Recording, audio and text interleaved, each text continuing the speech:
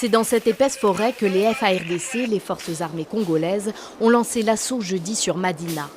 Elles auraient repris cette zone considérée comme le QG des ADF, des rebelles d'origine ougandaise, accusés de massacres dans le territoire de Béni depuis des années.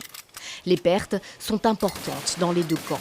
Nous avons perdu, votre armée a perdu 30 militaires sur cet axe. Du côté de l'ennemi,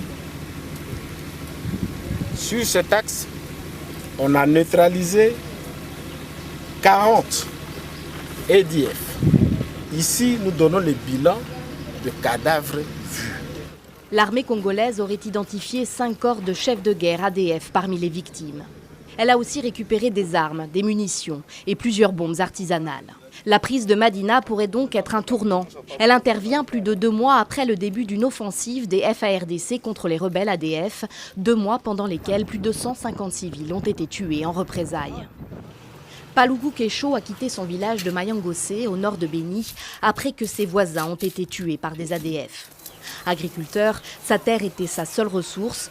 Réfugié près de Béni, il tente de survivre en cultivant un petit potager. Il s'autorise aujourd'hui à rêver d'un retour.